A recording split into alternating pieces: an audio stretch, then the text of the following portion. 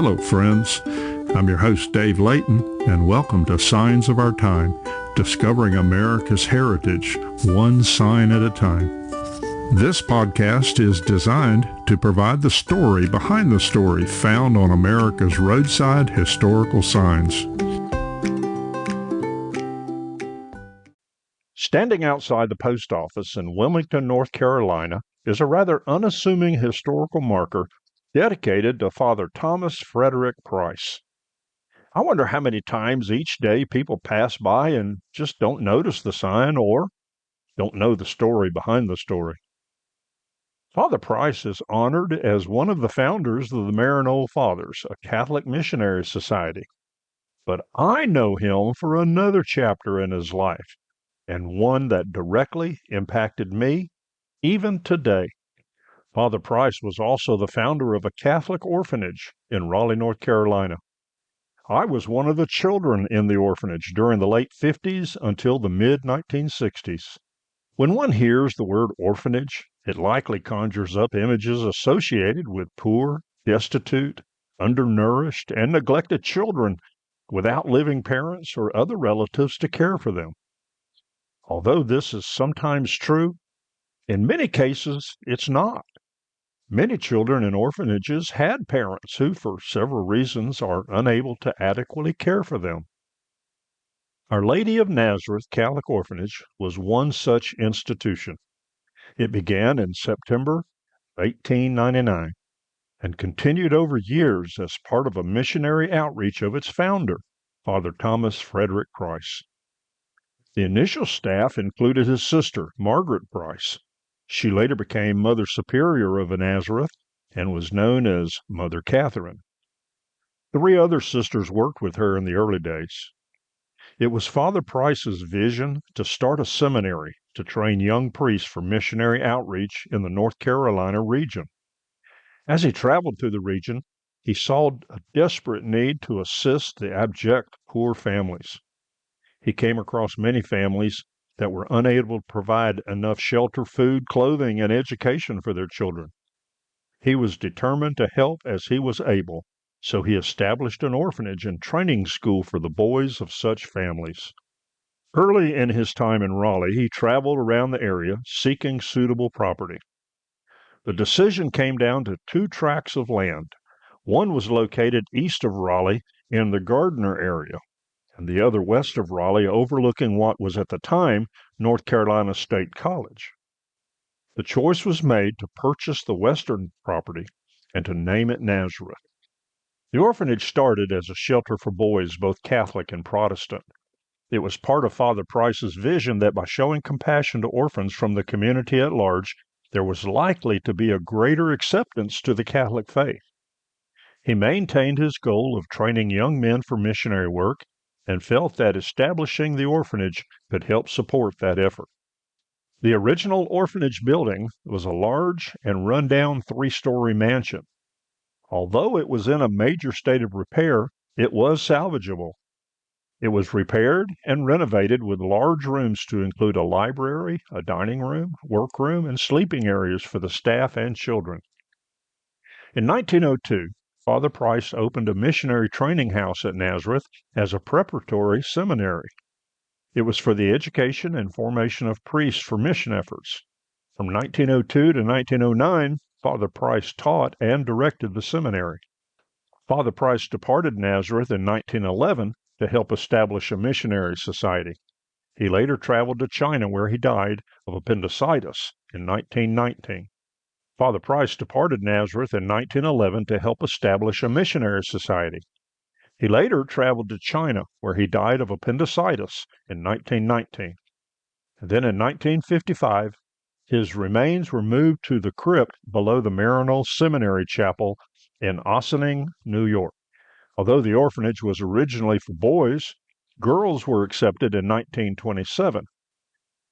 What follows is an excerpt from the History of the Sisters of Mercy of Belmont, North Carolina, 1869 to 1933.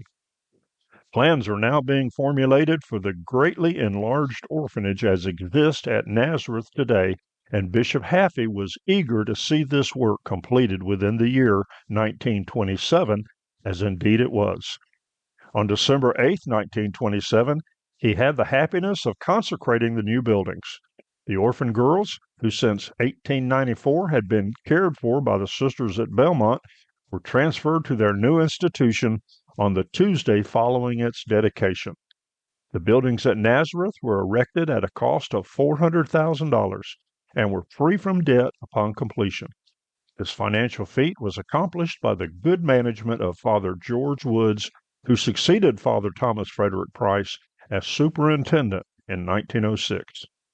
At its peak enrollment during the Great Depression years, the orphanage housed as many as 250 children. In addition to their spiritual and academic work, they worked at farming, bookbinding, and publishing. The property, along with donations from the community, provided food and other resources for the orphanage. The property grew to approximately 600 acres. It included fields and a lake. The orphanage had several names over the years: New Nazareth, Our Lady of Nazareth Catholic Orphanage, and Nazareth House. In 1900, the United States Post Office Department established an official post office on the orphanage grounds and named it Nazareth, North Carolina. Mother Superior Catherine was appointed as the first postmaster, or I suppose postmistress would be more accurate. The post office was discontinued in 1956, but it remained active from 1958 through the mid-70s as Nazareth Rural Station. By the way, one of the memories I have as a little boy was working in the post office. I was helping stuff envelopes with a small magazine that was published as a fundraising activity. Well, the main building of the orphanage was expanded in 1915 with an addition on the east side between the main buildings and the chapel. At some point before 1925, a priest's house was built across from the main building. In 1927, the campus was expanded. A west wing was added to the main building in the same Gothic castle style. A small kitchen was attached to the west wing. The east wing was also added. It consisted of a large 3-story boys' dormitory and a 2-story school building. The buildings were joined with covered sidewalks known as arcades. These buildings remained until the site was cleared in the late 1970s. The chapel at the orphanage was originally known as the Holy Name of Jesus, or Holy Name Chapel. Later, it became known as the Church of the Holy Name of Jesus. On December 13, 1938, the church was dedicated and renamed the Father Price Memorial Chapel. It remained in use until 1977. The size and age of the Nazareth facility made it very difficult and expensive to maintain. Changes in philosophy concerning children foster and adoptive care also began to move emphasis away from the group home concept. In the mid-60s, the population of children began to be lowered, and they moved to the new facility across the way from the original facility. The new facility was designated for smaller numbers of children and featured semi-private rooms instead of the traditional open bay concept. Once the move was complete, the original buildings remained largely vacant. Later, the boys' building was used as the Tammy Lynn Center for a brief period in 1972 before being demolished. A combination of age, disrepair, and vandalism resulted in the decision to demolish the buildings. No narrative documenting the history of Nazareth would be complete without dedicating a portion to the Sisters of Mercy. Their tireless and selfless service is memorable. The Sisters of Mercy were founded by Catherine Macaulay in 1831. Catherine Macaulay was born in Dublin, Ireland, in September 1778. Over the years, she was influenced by the economically poor and opened the first House of Mercy in Lower Baggot Street in Dublin, Ireland.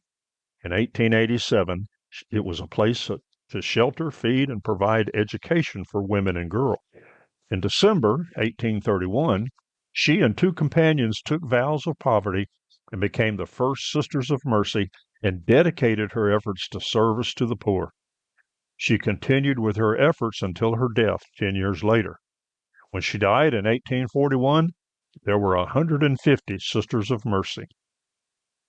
In addition to moving to several other countries, a group of sisters came to Pittsburgh, Pennsylvania in 1843. They branched out from there and by 1854 had established schools and hospitals in several cities in the United States. The Sacred Heart Chapel and original convent were built in the early 1900s and remain at the time of this history. They are the cornerstone of the South Central community, the headquarters for the Sisters of Mercy in Belmont, North Carolina. In 1929, more than 5,000 sisters formed the Sisters of Mercy of the Union, which dissolved in 1991 to form the Sisters of Mercy of the Americas.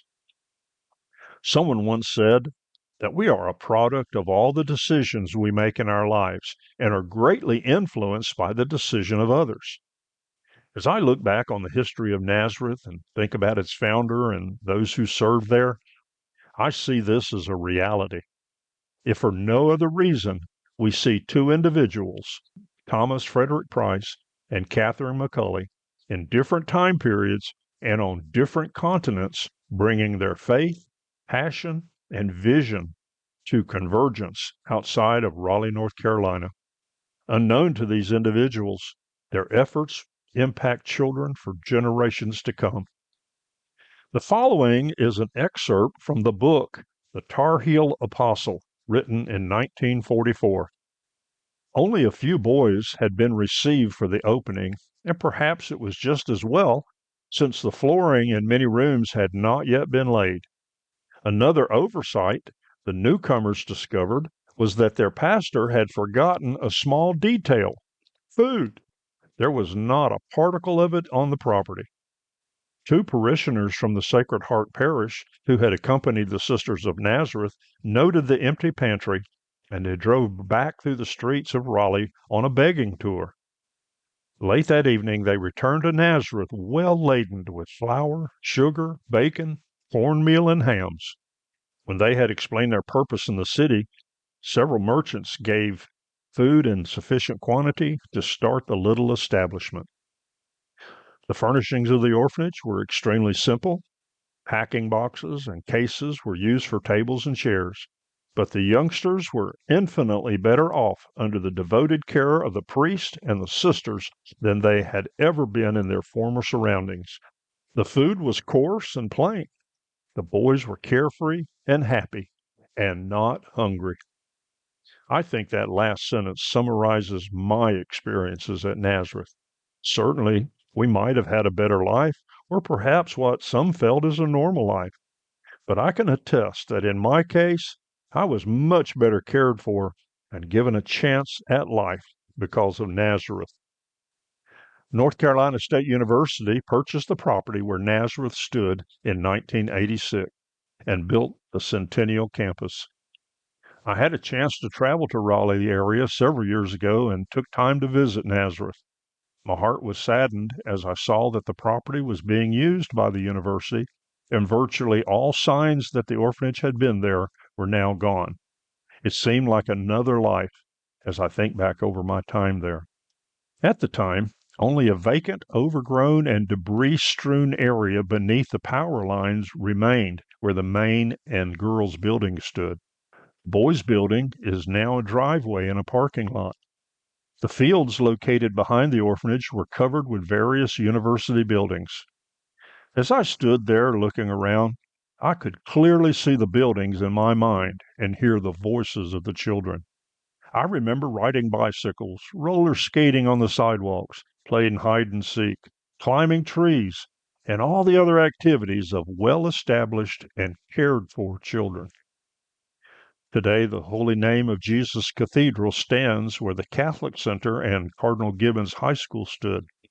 This is the next chapter in the storied history of Nazareth that began so many years ago by Father Thomas Price. As I think back, I am in awe of what it must have taken for the administration and staff to make Nazareth successful.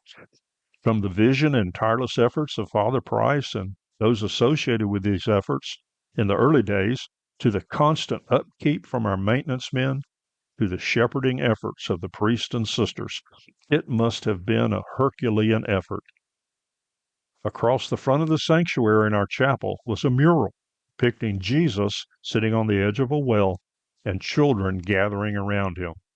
Every time I read Matthew 19:14 and other such passages, that's the image I have in mind. The passage says, "But Jesus said, 'Let the little children come to me, and do not hinder them, for to such belongs the kingdom of heaven.'" Well, indeed, that passage underscores the mission of the orphanage and the vision of Father Thomas Frederick Price and those who served over the many years. Well, friends, there you have it. A story behind the story from America's historical signs and markers. I hope you enjoyed this episode. I invite you to subscribe and continue listening as we bring more episodes about the rich heritage of our great nation. Please share this podcast with others. If you have interesting stories about historical signs and markers, email me at americanhistoricalmarkers@gmail.com. That's americanhistoricalmarkers@gmail.com. Maybe your story behind the story will be featured. I'm your host, Dave Layton, and thank you for listening, and safe travels